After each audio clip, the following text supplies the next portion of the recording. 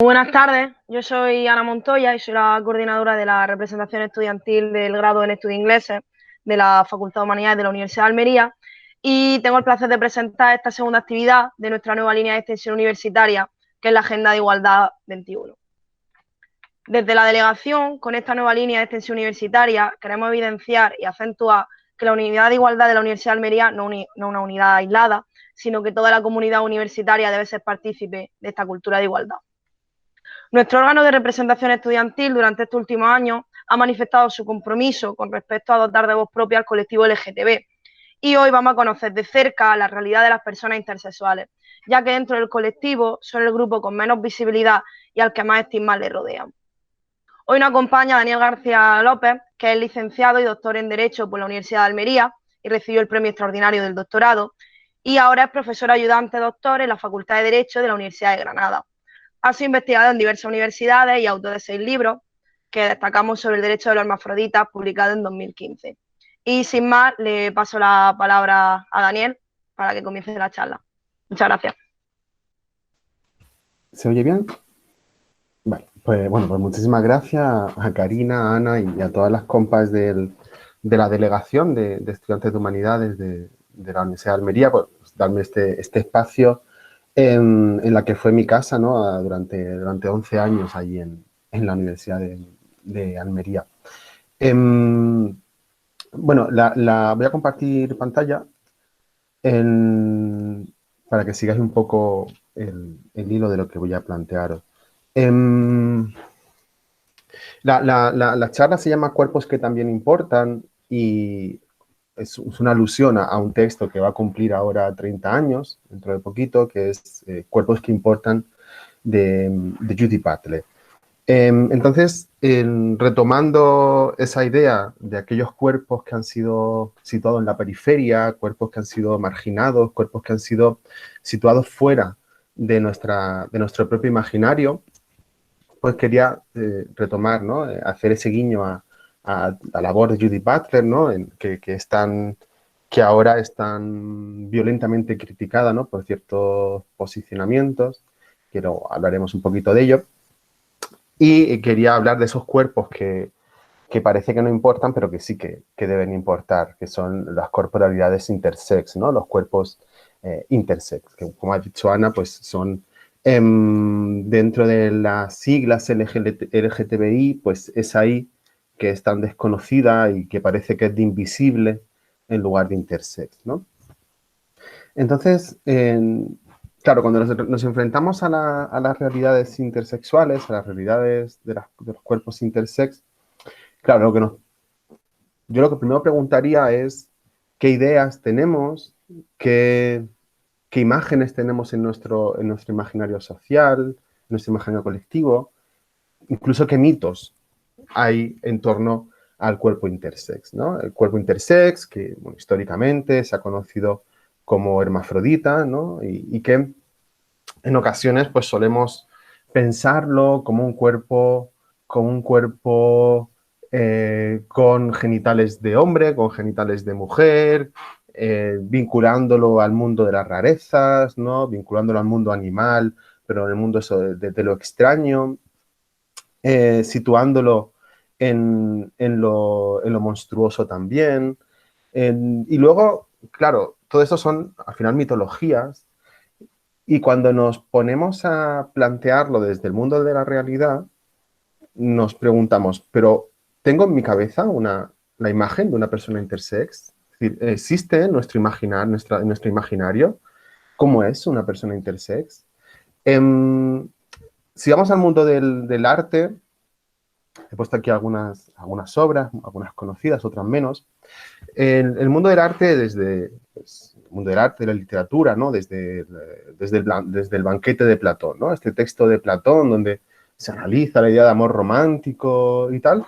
Este banquete de Platón, este texto de Platón, sitúa precisamente al sujeto intersex, al sujeto hermafrodita, como aquel que desapareció de la faz de la tierra por un castigo divino de los dioses a los hombres, y que precisamente el anhelo, la nostalgia de ese ser que se plantea como un ser perfecto, es lo que da lugar a esa idea de amor romántico, ¿no? Incluso esa idea de media naranja y todo esto.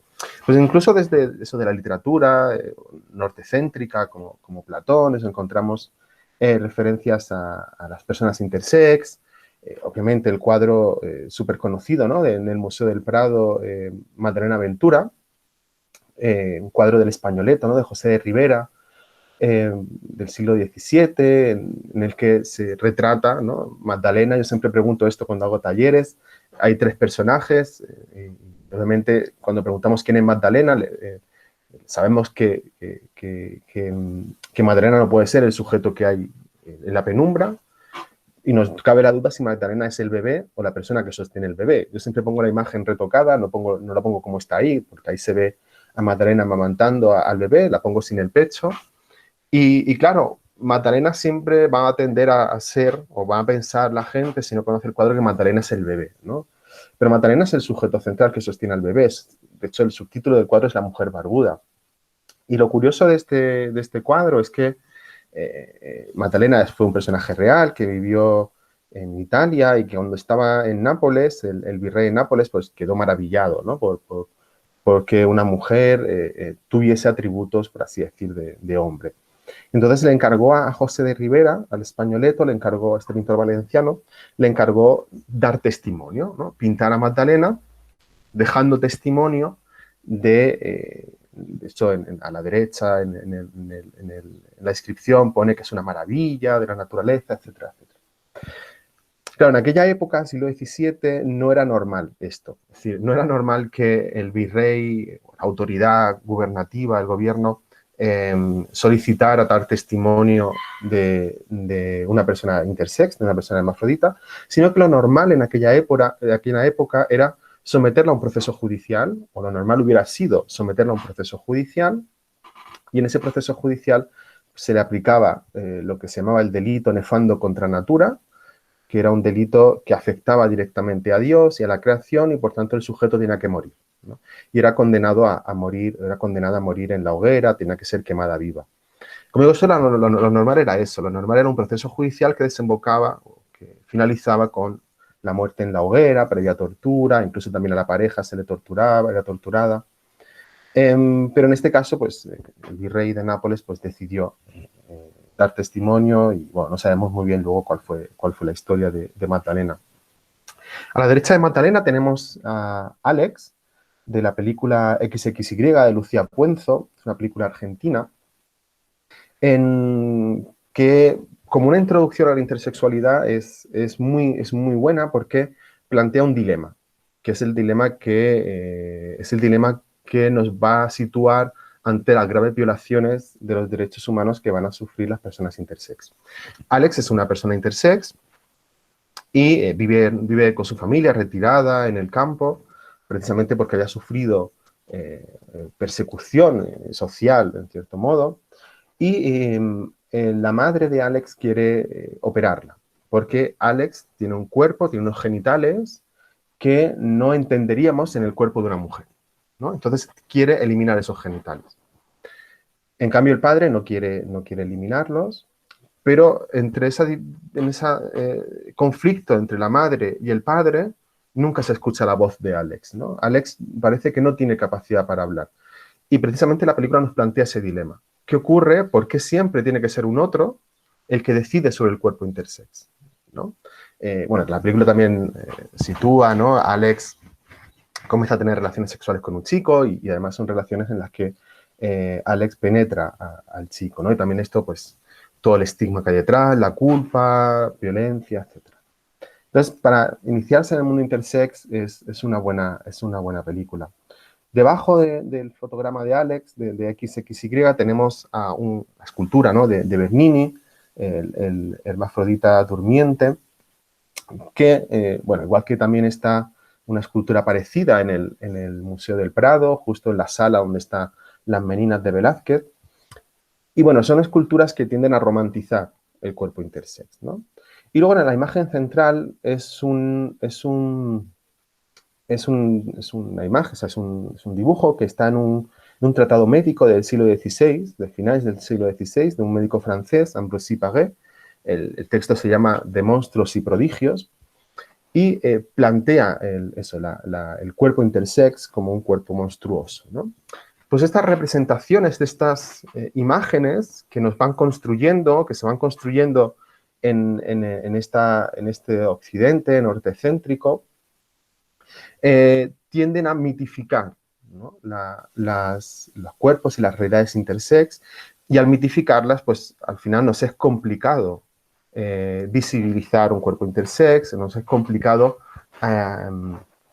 asumir o incluso entender las violencias que hay contra una persona, contra las personas intersex, ¿no? Bien, cambio de imagen, cambio un poco de tercio y me voy a una serie de televisión que todas conocéis, La Veneno, basada en la vida, complicada vida de una mujer trans de Almería, de Adra. Más allá de cómo se ha narrado la historia por sus directores, por los Javis, y bueno, también y por quienes guionizaron quienes hicieron el guión, que también estaba otro almeriense, Ian de la Rosa, también participó en la redacción del guión.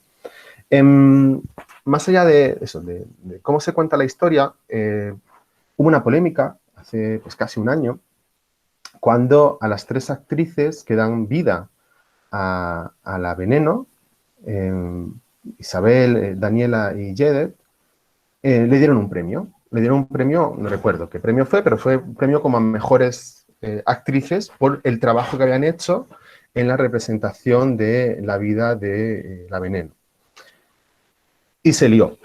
Hubo un montón de ataques, de violencia contra estas 3 actrices, acusándolas de ser hombres que se estaban haciendo pasar por mujeres para quitarle premios a mujeres y que por tanto no eran mujeres legítimas, no eran mujeres válidas o no son mujeres válidas, sino que son hombres que se disfrazan, casi como llegaron a afirmar eso, ¿no? Entonces, claro, esta polémica sobre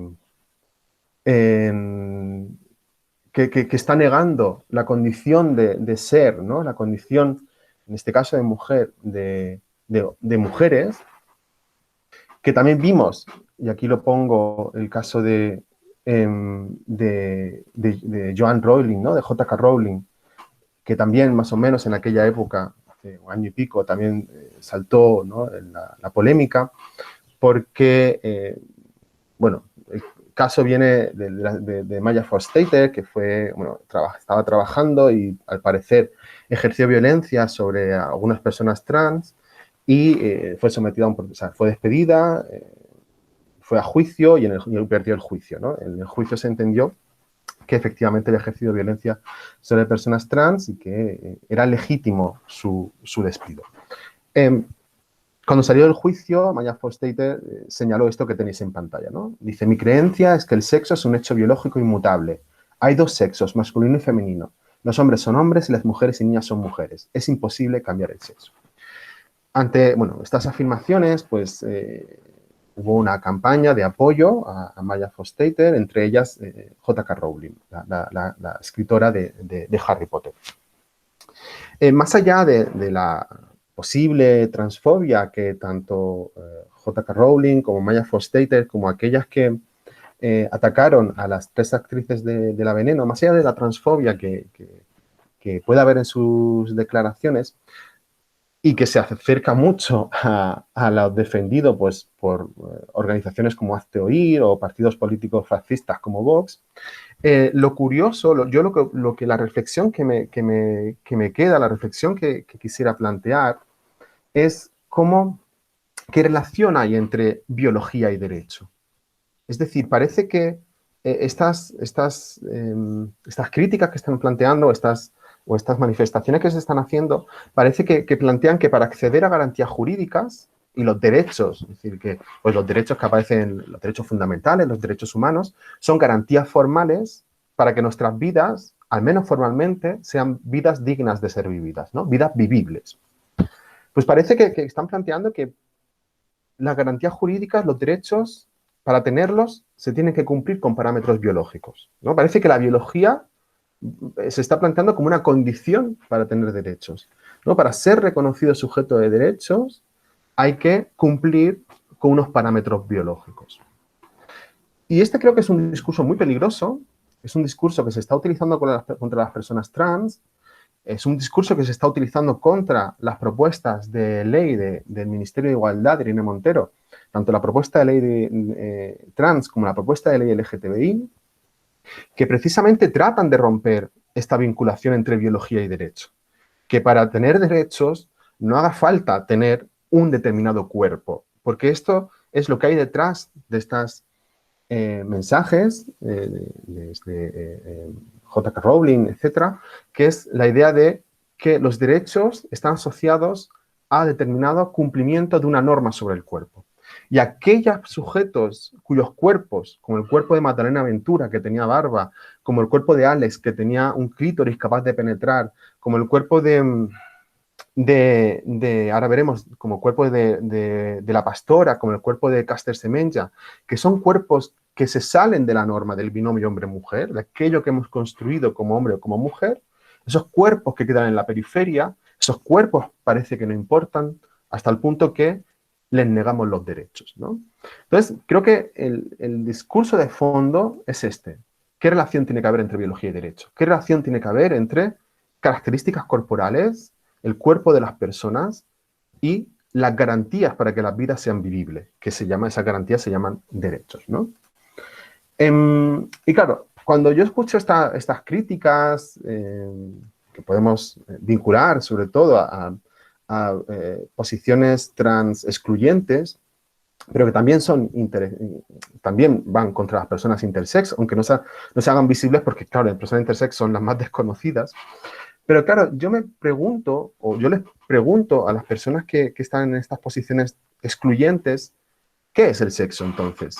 Es decir, ¿qué es lo que me define como cuerpo sexuado? ¿Dónde está aquello que me define como cuerpo sexuado? Inmediatamente nos podemos responder que aquello que me define como cuerpo sexuado está en mis genitales, ¿no?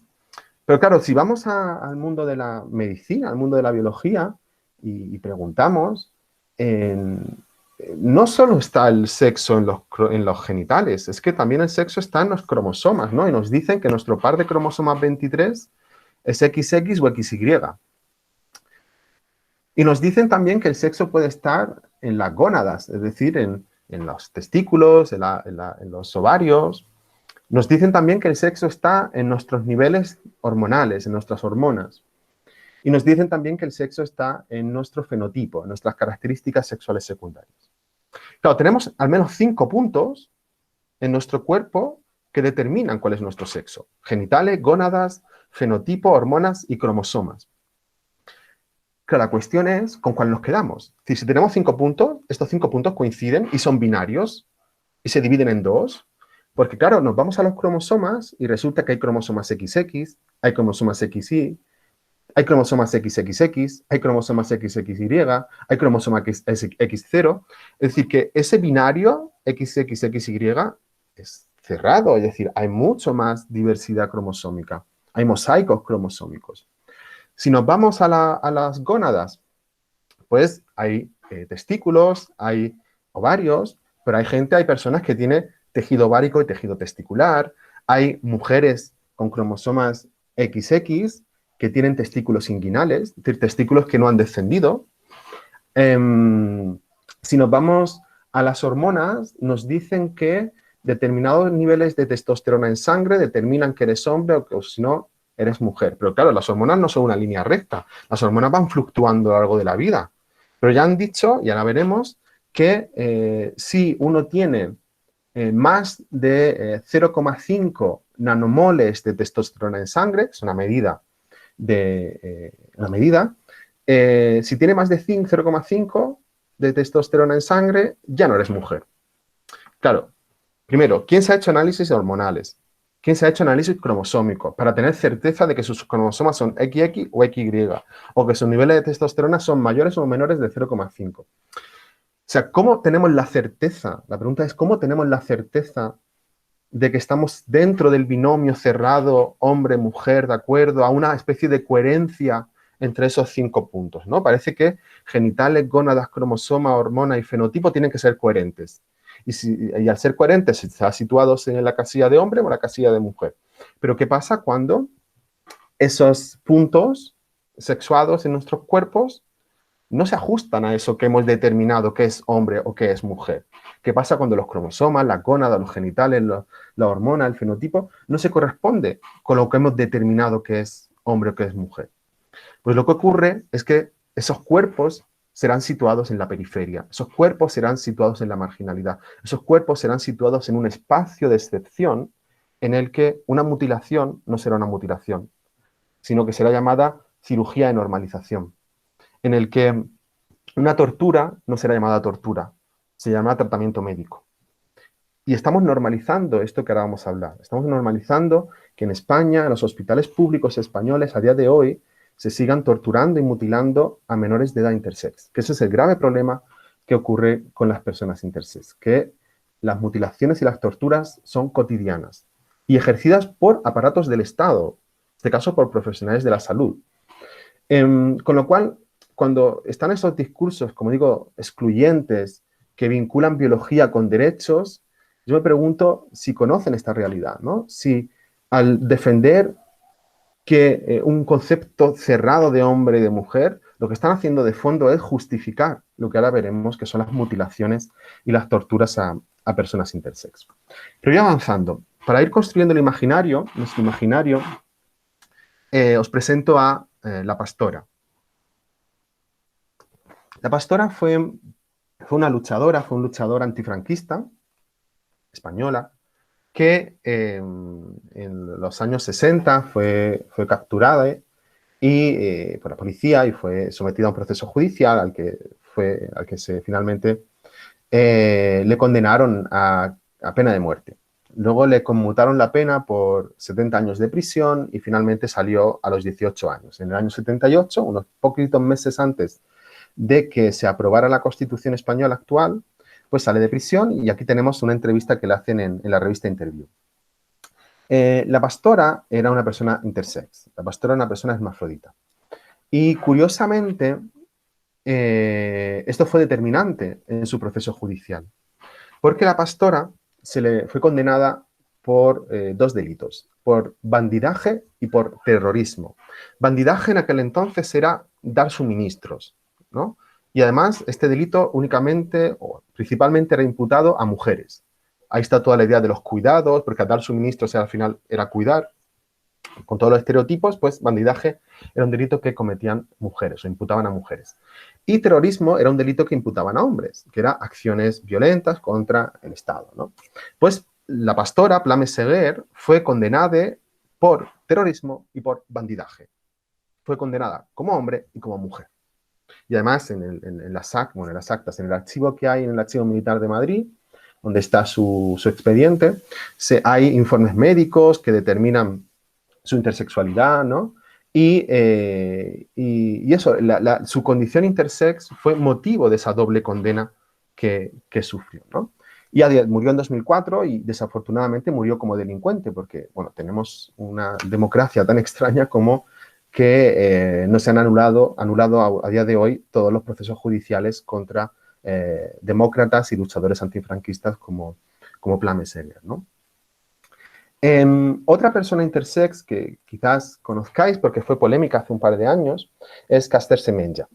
Caster es una atleta profesional, sudafricana, mujer, negra, lesbiana, intersex.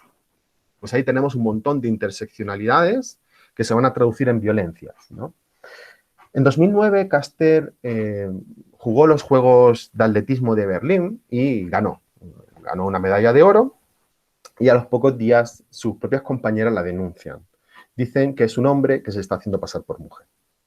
La someten a un proceso judicial que duró 13 meses. Durante esos 13 meses, Caster, que tendría 18, 19 años, no pudo competir, es decir, no pudo trabajar, porque al final la competición deportiva era su trabajo. Y a los 13 meses la declaran inocente, por así decirlo. Pero dicen que Caster Semenya es una mujer, pero que tiene testículos internos. Ahí se queda el caso y años después, hace 2 años ahora, Hay una nueva sentencia, en este caso un laudo, se llama un laudo arbitral, una sentencia del Tribunal de Arbitraje Deportivo que prohíbe a Caster Semenya trabajar, que prohíbe a Caster Semenya competir en el deporte federado. Le prohíben competir porque la Federación Internacional de Atletismo hace controles de identidad de género solo a mujeres, solo le hacen controles de identidad de género a mujeres, que consiste en análisis de sangre, análisis hormonales y ver los genitales. A los hombres no se le hace. Y se determinó que para ser mujer hay que tener menos de 0,5 nanomoles de testosterona en sangre, que es lo que decía antes. Con lo cual, como Caster Semenya, en el momento que le hicieron el análisis hormonal, dio más de 0,5, se entendió que no era mujer, se entendió, por lo tanto, que no podía competir en competiciones de mujeres, pero tampoco de hombres. Con lo cual, a día de hoy, Caster Semenya no puede trabajar. Le permiten trabajar o le permitirían competir si se somete a un proceso de esterilización. Un proceso médico que llevaría a su esterilización. Pues esto es lo que está ocurriendo a día de hoy en el ámbito deportivo, ¿no?, con las personas intersex, que o bien se someten a un proceso de esterilización y ponen, por tanto, en riesgo su salud, o no pueden competir. Aquí se da el argumento, en caso de Caster, y es porque dicen que sus niveles de testosterona le dan mayor rendimiento deportivo, aunque la relación de causalidad nunca se ha demostrado. En cambio, paradójicamente, a otros atletas, en este caso hombres blancos estadounidenses como Michael Phelps, el nadador, Michael Phelps no produce una enzima o algo así, no recuerdo qué cosa, no produce su cuerpo, de forma natural no lo produce, y eso el Comité Olímpico Internacional ha entendido que es algo que alabar. Porque qué bien que Michael Phelps, su cuerpo, no produzca algo que los demás nadadores sí producen, y eso le da una ventaja. Eso es bueno, pero ahora, si eres una mujer negra, lesbiana, racializada, sudafricana, intersex, malo, ¿no? Entonces, como digo, ahí tenemos un montón de interseccionalidades, de violencias coloniales, racistas, sexistas, interfóbicas, ¿no? Un poquito más para adelante seguimos. 2019, enero. Tenemos el primer gobierno del PSOE, después de la moción de censura con Pedro Sánchez, un gobierno que se autodeclara feminista, que prohíbe a las personas intersex trabajar en el ejército o en la Guardia Civil. Es decir, desde enero de 2019, con el primer gobierno de Pedro Sánchez, a las personas intersex les está prohibido trabajar en el ejército y en la Guardia Civil. Y esto lo hace un partido que se autodeclara feminista. Pero ya sabemos que Carmen Calvo está ahí en ese gobierno. Pues se le ha prohibido trabajar, como digo, a las personas intersex. La pregunta es ¿por qué? Es decir, ¿por qué un cuerpo que no se ajusta a eso que hemos construido como cuerpo de hombre o como cuerpo de mujer no puede trabajar en un aparato del Estado como es el ejército o el cuerpo militar, ¿no? Ejército o Guardia Civil?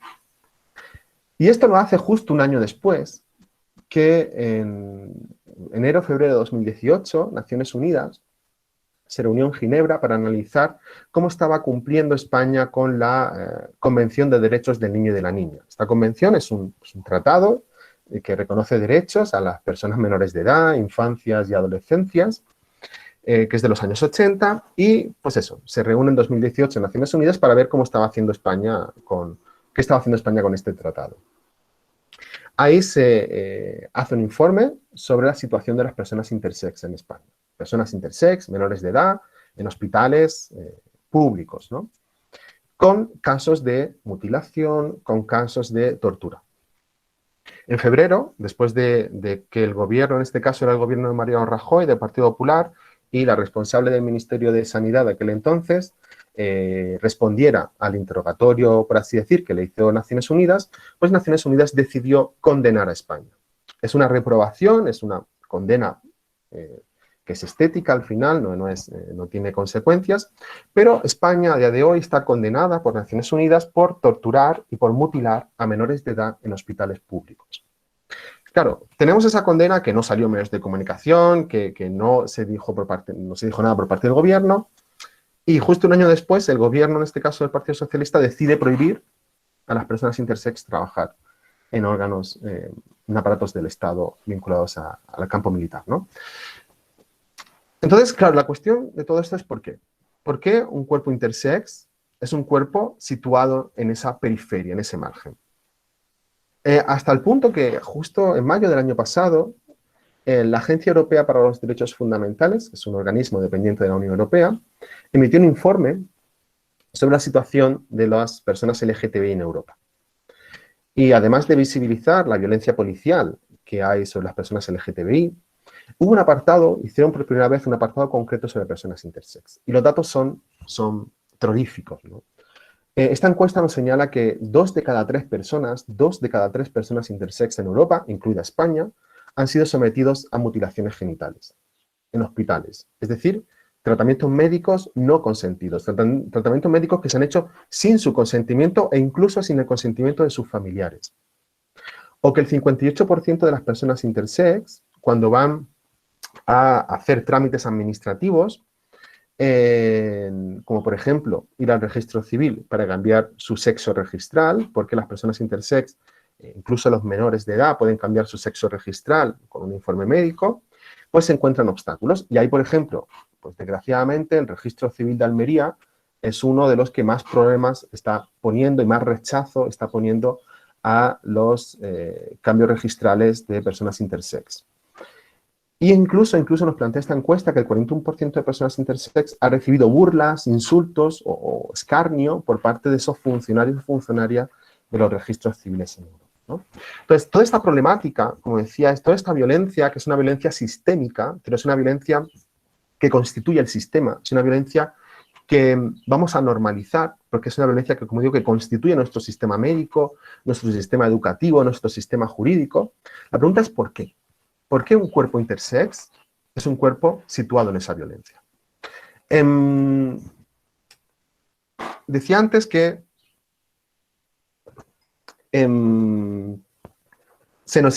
parece que se nos exige cumplir con una normativa, una norma sobre nuestros cuerpos, una coherencia en nuestros cuerpos, que nos dice que si mi par de cromosomas es XY, XY, de forma coherente debo tener pene, de forma coherente debo tener testículos, de forma coherente debo generar testosterona superior a 0,5, de forma coherente debo manifestarme desde la masculinidad, de forma coherente debo proyectar mis relaciones afectivos sexuales hacia cuerpos con cromosomas XX, que de forma coherente tendrán vagina, útero, ovarios, que de forma coherente tendrán menos de 0,5 de testosterona en sangre, que de forma coherente se manifestarán desde la feminidad y que proyectarán sus relaciones afectivos sexuales hacia cuerpos XY. Esto parece que es la norma que han construido y nos exige una coherencia. ¿Qué pasa si en alguno de esos puntos, en mis características sexuales, en mi identidad de género o en mi orientación sexual, interrumpo esa coherencia? ¿Qué pasa si mi par de cromosomas no es un par, sino que es XXY?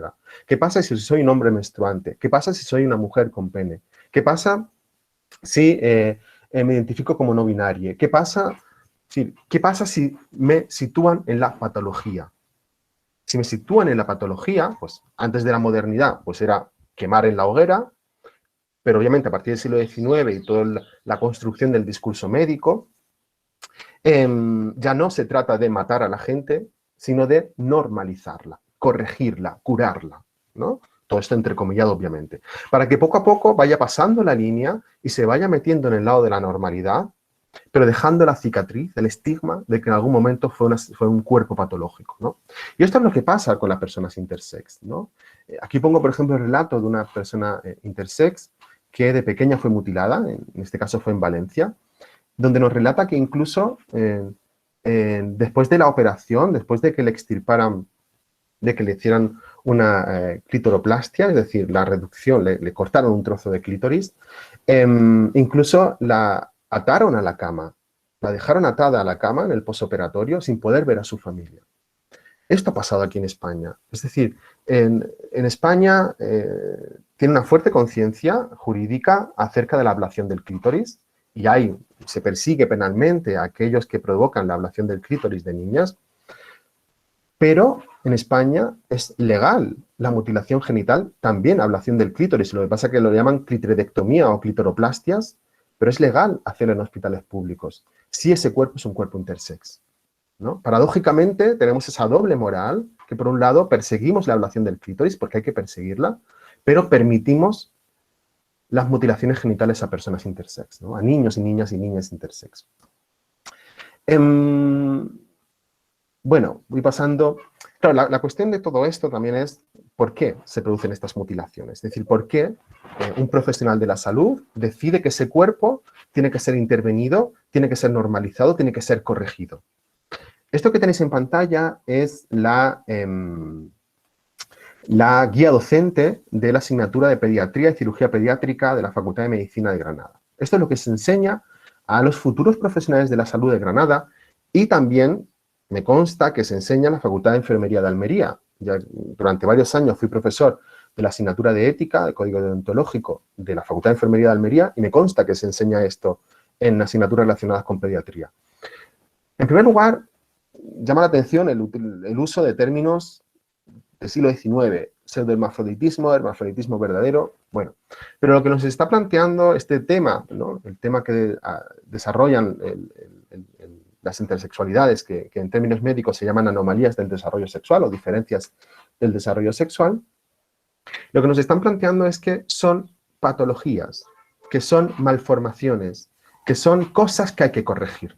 ¿Por qué ese cuerpo no puede quedarse así? ¿Por qué ese cuerpo no puede tener ese pene o ese clítoris, por ejemplo, ¿no? Pues como digo, el proceso de socialización de los futuros profesionales de la salud, que van a ser los que provoquen esas mutilaciones, los que provoquen esas torturas, esos procesos de socialización están en las facultades de medicina o en las facultades de enfermería. Y es ahí donde nos está planteando, nos está cuestionando los tratamientos médicos que no solo patologizan a las personas intersex, sino que las mutilan. Y aquí os enseño la persona que inventó el protocolo médico que a día de hoy se sigue aplicando a las personas intersex, que este es John Money. Claro, tenemos que hacernos una pregunta y es, ¿qué pasa cuando nacemos, ¿no? Me hace entrar en intersexualidad en la infancia. Porque hay muchos tipos de intersexualidad. No lo he dicho, la intersexualidad puede ser cromosómica, puede ser hormonal, gonadal, genital. Me hace entrar en intersexualidad genital y en la infancia. Porque es la que las violencias son muy, muy, muy graves, ¿no? Las violencias y la vulneración de derechos humanos. Cuando nacemos, tenemos que ser inscritos en el registro civil. Esto es una obligación jurídica que desde 2015, desde la nueva ley de registro civil, pues se hace desde el propio hospital, ya no hay que ir al registro civil, sino que se hace por vía telemática, y hay que inscribir a esa persona recién nacida. Y hay que inscribirla con su nombre, sus apellidos, su filiación materna y su sexo. Y jurídicamente en nuestro Estado, nuestro sistema jurídico, como la gran mayoría de sistemas jurídicos occidentales, solo hay dos sexos, hombre y mujer.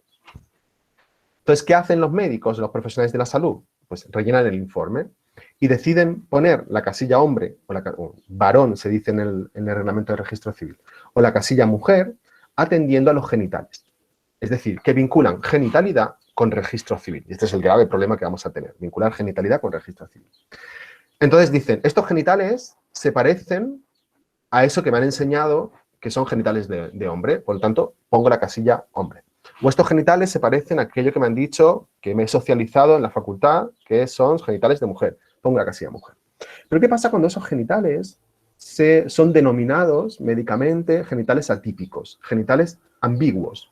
Es decir, genitales que no se corresponden con esa imagen en la que me he socializado de genitales de hombre o genitales de mujer. Porque nos encontramos ante un caso de intersexualidad. En este caso, intersexualidad genital, que se puede ver incluso en las ecografías durante el embarazo. Y ante un caso de intersexualidad, los plazos jurídicos siguen corriendo. Es decir, tenemos 72 horas para la inscripción de ese recién nacido. Y en esas 72 horas tenemos que decidir un sexo jurídico, hombre o mujer. Claro, los genitales no nos van a decir, no nos dicen a qué sexo asignarle, porque son atípicos, son ambiguos, ¿no? Entonces, lo que hizo John Money, este profesor de la Universidad Johns Hopkins, cuando creó el protocolo de creación del género óptimo, John Money lo que dijo fue que el cuerpo de una persona puede ser construido, su sexo puede ser construido a partir de cirugía, hormonación y acompañamiento, socialización. Entonces, por decirlo de forma muy burda, muy bruta, lo que se plantea es, y lo que planteaba John Money, y lo que se sigue planteando hoy en día en los hospitales, es que un pene inferior a 2,5 centímetros es un pene no funcional para orinar de pie, porque los hombres tienen que mear de pie, y para penetrar, porque los hombres tienen que penetrar. Y entonces, si el pene es inferior a 2,5 centímetros, ese pene es extirpado. Se construye una neovagina, se somete a un proceso hormonal a ese bebé y se socializa como niña.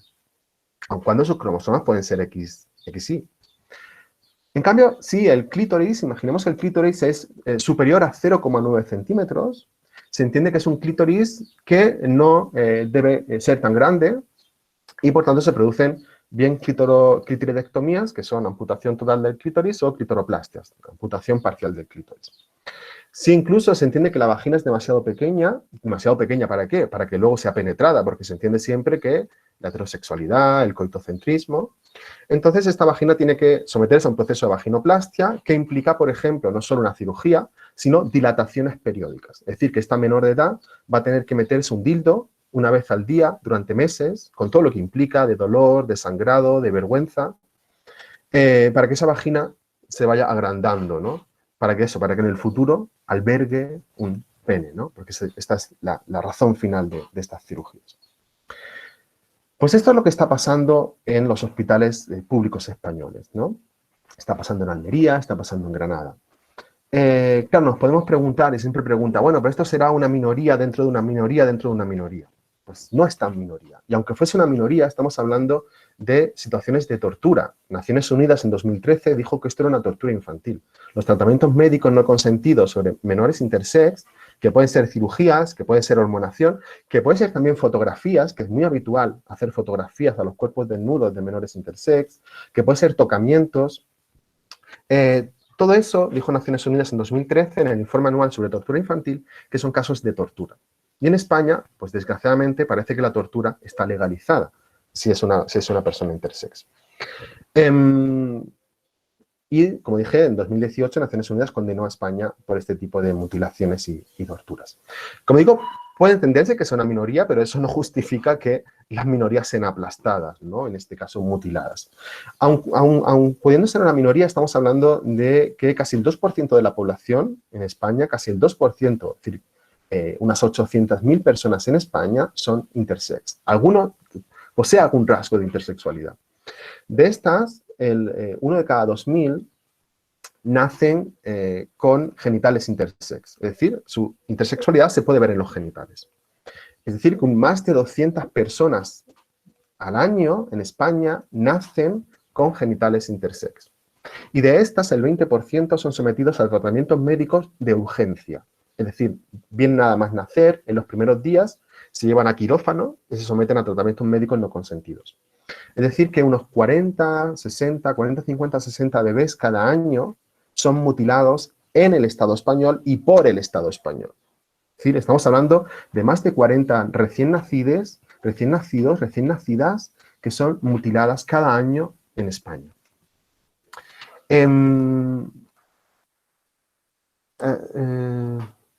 Ahora, vale. Quizá porque he estado un rato sin moverlo y por eso no se veía. Claro, nos podemos preguntar, bueno, ¿y qué pasa con el consentimiento informado? Es decir, ¿qué pasa? Obviamente son menores de edad, la decisión recae en la familia, en quien tenga la tutoría legal. ¿Qué pasa? ¿No? Sabemos que para cualquier tipo de intervención tenemos que firmar un consentimiento informado. Este consentimiento nos va a decir cuál es el diagnóstico, cuál es el tratamiento, qué consecuencias secundarias tiene el tratamiento y cuáles son las alternativas.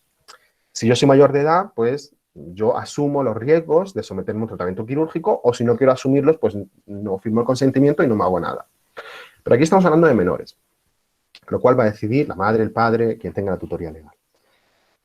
La cuestión es, 1, ¿se pide el consentimiento informado? 2, ¿cómo se pide el consentimiento informado? Pregunto si se pide el consentimiento informado porque no es obligatorio en este caso pedir el consentimiento informado. El nacimiento de una persona intersex se va a entender como una urgencia psicosocial. El hecho de que sea llamado urgencia o emergencia hace que la ley de autonomía del paciente, la ley de autonomía del paciente española, que es la que regula el consentimiento, dice que en casos de urgencia no es necesario el consentimiento. Pero claro, esta ley está pensando en, el caso prototípico es un accidente de tráfico, la persona está en coma, hay que intervenir porque se está muriendo, y no da tiempo a avisar a la familia para que la familia dé el consentimiento. Este es el caso en el que no es necesario el consentimiento informado. Pero claro, al llamar el nacimiento de una persona intersex, con genitales intersex, como un caso de urgencia o de emergencia, estamos diciendo que no es necesario el consentimiento. Lo que ocurre es que añadimos la coletilla de urgencia psicosocial. Lo psicosocial quiere decir que este nacimiento va a provocar estrés en la familia, problemas de adaptación social en el futuro, es decir, que la persona pues eso, no puede mear de pie, no puede penetrar supuestamente, porque hay que mear de pie, hay que penetrar. Entonces esto va a provocar problemas sociales. Esto es lo psicosocial. Lo paradójico es que lo psicosocial, yo entendía, si preguntamos a cualquier persona que se dedica al mundo de la psicología, lo psicosocial se acompaña con lo psicosocial. Es decir, el acompañamiento, cuando hay problemas psicosociales, el acompañamiento es psicosocial. En este caso, el acompañamiento es quirúrgico, es intervenciones quirúrgicas. Esto es lo paradójico, ¿no? Es decir, un problema que tiene la sociedad, una sociedad binaria, que es el problema que tiene, se corrige, se plantea interrumpiendo, interviniendo sobre el cuerpo intersex y por lo tanto mutilando ese cuerpo, ¿no? Esto es lo paradójico de nuestra sociedad. Aún así, el consentimiento, pues cuando se da, el problema también es cómo se da ese consentimiento, es decir, qué información dan los profesionales de la salud. En la guía para médicos y médicas de la Johns Hopkins University, que es la guía que tiene un apartado que indica cómo comunicar a la familia que la persona, que el recién nacido es intersex, se dice nunca diga intersex. Diga malformación, diga anomalía, diga cáncer. Es decir, convenza a la familia para que intervenga ese cuerpo. Claro, luego vamos a los estudios sobre cáncer o tumoración en personas intersex y son menores que el riesgo de sufrir tumoración o cáncer de mama. Aquí tenéis una campaña que hizo la Organización Intersexual Internacional en su sección de Australia hace unos años, en 2013, 2014, en la que comparaba el riesgo de sufrir cáncer de mama en mujeres, que es del 12,7%, y el riesgo de sufrir tumoración en personas intersex, que es del 9%.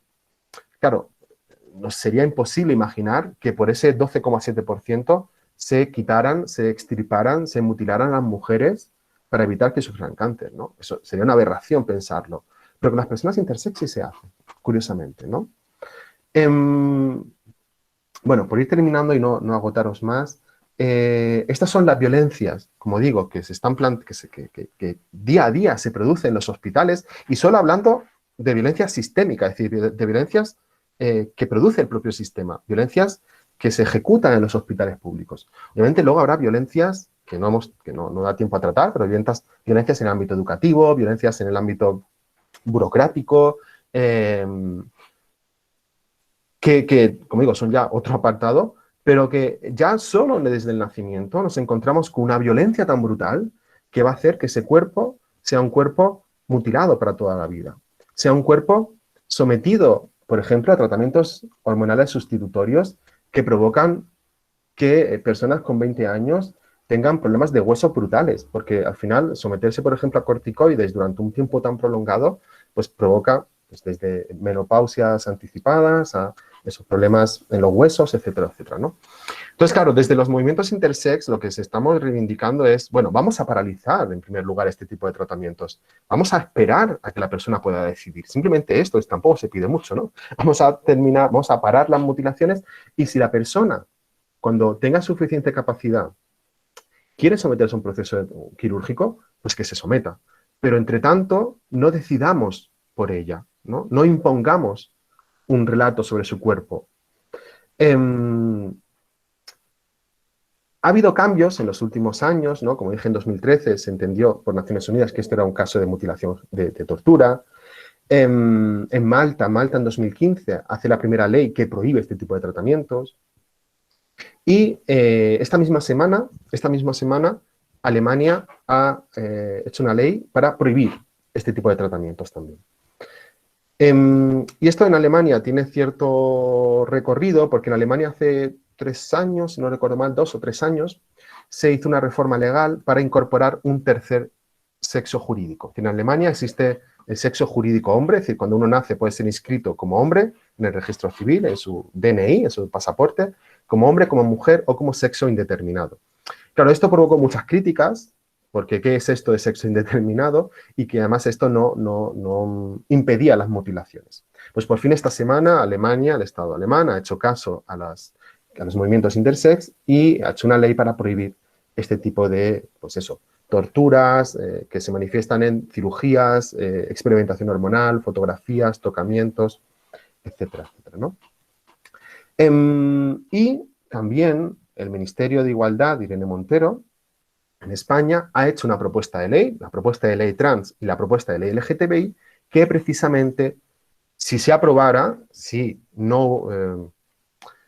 finalmente se aprobara, y ya sabemos toda la violencia que está habiendo contra estas leyes, que provienen del propio ministerio, del propio gobierno, representado en este caso por Carmen Calvo, la vicepresidenta, será muy complicado que al final estas leyes se aprueben, pero estas leyes lo que precisamente están diciendo es: vamos a parar estas torturas, vamos a parar estas mutilaciones, vamos a permitir que las personas intersex tengan una vida vivible, simplemente eso, garantías jurídicas para que sus vidas sean vivibles, ¿no?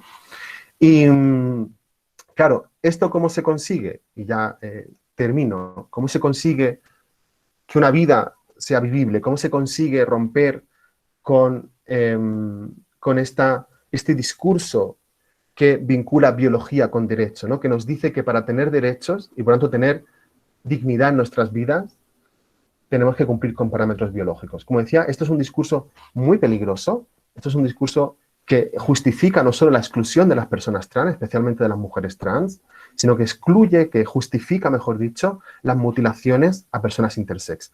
Porque el binarismo, este binarismo tan cerrado, es el que provoca las mutilaciones, es el que justifica las mutilaciones, ¿no?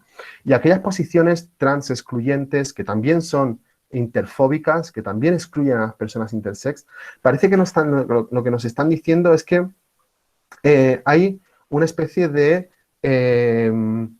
una mística biológica por la cual se justifica una división entre quienes merecen y quienes no merecen protección jurídica sobre la base de una lectura normativa que hacemos de los genitales, ¿no? Parece que este argumentario que tienen ciertos sectores, pues eso, del Partido Socialista, pero que son también argumentario de partidos como fascistas, ¿no? Como Vox, lo que nos está planteando este argumentario es que hay genitales que no merecen ser de mujer o hay genitales que no merecen ser de hombre y que por tanto no merecen garantías jurídicas, ¿no? Y esto, como digo, esta vinculación entre biología y derecho es un discurso muy peligroso, es un discurso que conocemos en la historia, que se ha dado en otros momentos y que a día de hoy sigue justificando estas torturas y estas mutilaciones hacia las personas intersex, especialmente menores de edad que, como decía, siguen siendo en los hospitales públicos españoles, desgraciadamente, siguen siendo pasados por los bisturís y por los cuchillos sin poder decir nada. Y eso es precisamente, quizás sea una de las razones por la cual la I de LGTBI a veces sea invisible y no sea visible, ¿no? Pues nada, pues muchísimas gracias. Siento haberme pasado de tiempo y no haber contado todo lo que quería contar, pero al menos sí plantear los puntos clave, que estamos ante un caso de tortura, ante un caso de mutilación, y que o paramos esto, y hay que pararlo en este caso con medidas legislativas, o los menores intersex seguirán siendo mutilados, seguirán con riesgo súper alto de suicidio y seguirán teniendo una vida invivible, ¿no? Una vida que no pueden vivir, ¿no? Bueno, muchas gracias por vuestra atención.